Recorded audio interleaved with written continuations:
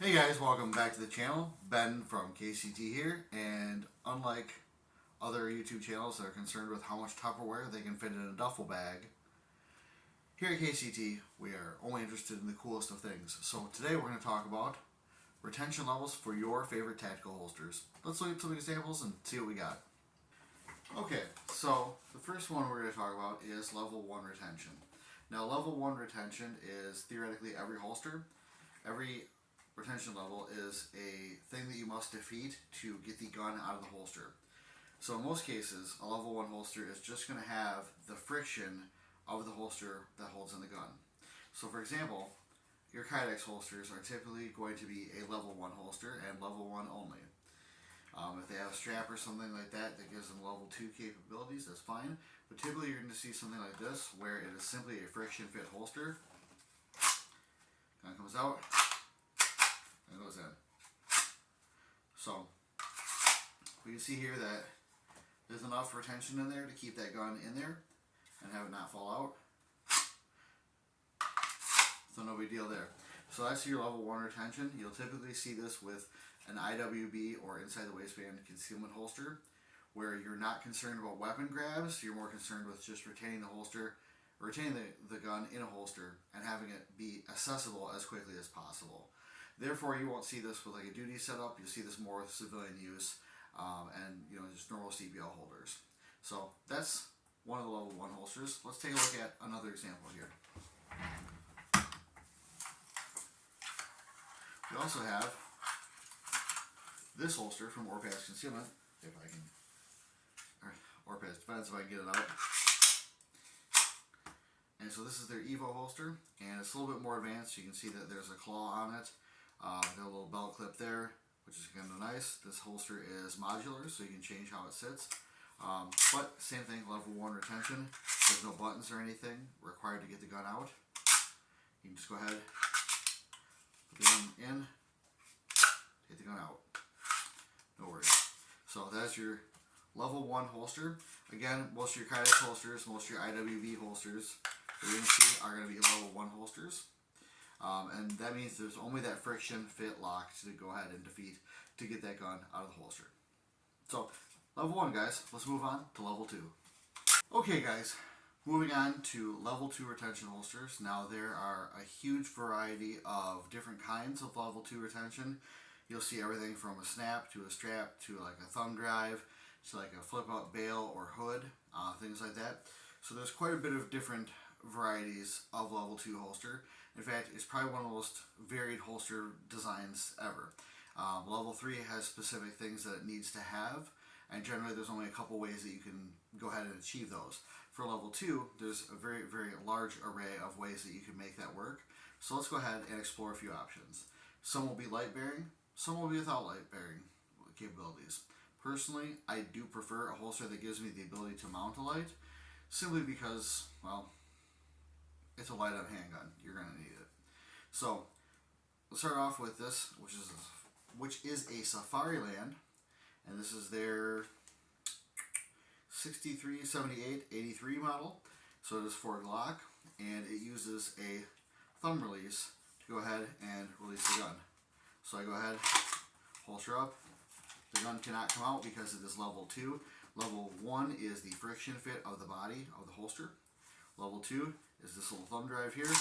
I go ahead and pull it out, and that is called the Safariland's ALS system, for automatic locking system. So in this case, as soon as I holster up, it goes from level 1, which is the friction fit, to level 2 immediately. So the audio will click. You'll hear when it goes to level 2, and that means I have to defeat 2 mechanisms to get the gun out. One is, of course, the friction of the body, and the second is that thumb drive. If I don't go ahead and depress the thumb drive, I can't defeat the mechanisms to release the gun. So that's your standard level 2. Also from Orpaz Defense, we have their Evo level 2. This one has a small button on the side, or a lever, that you can push in to go ahead and access the gun. So go ahead and holster that up there. So it is holstered, and I cannot unholster it until I push this little button here. This one here. And go ahead and release the gun. It's not going to come out. I cannot pull it out until I hit that button, and that releases the gun for me. So there's that. Let's move on to some lightning options. Okay, so this is a level 3 holster, and it is level 3 because you have the friction on the gun itself from the holster body. You have this hood here, and then you also have a automatic locking system, ALS, that you'll defeat by pushing this little nub in here. Now, it's kind of hard to see everything in there, but all you need to do is push our thumb in. We'll go ahead and flip the hood down, and then catching with sort of the bottom knuckle of our thumb, release the ALS, and our draw will defeat the level 3, which is of course the friction of the body itself. So again, real quick, push in, draw. Very, very intuitive, very, very innovative. Safariland is one of the biggest names in law enforcement holsters, and that's often where you'll see this type of holster. So let's go ahead and take a look at another one from Orpaz Defense. This has a magnet in the bottom, the holster body friction, and then this back latch here. And that will be the 3 different levels that we need to defeat to go ahead and draw the gun. So here's the magnet, and that attaches to the metal gun barrel of your gun. So as you go ahead and draw, you're going to go ahead and push this little button here, and that will release the back gate, and then your draw will defeat the level 2 and level 3 functions. So your draw defeats the friction on the body and the magnet. And then mechanically, you push the button to go ahead and release that back gate. So you have 3 levels that are taken care of differently than on the Safariland. Where the Safariland, you have 2 mechanical systems you operate, and then the third one is the friction you defeat on your draw. Your draw defeats 2 of them, friction and magnet, and your thumb defeats the third one, which is of course that back gate. So nice and innovative, very cool Israeli stuff. Now we have the Blackhawk holster, and this is their Epic holster. Now I said it would not talk about Blackhawk. That was their Serpa line.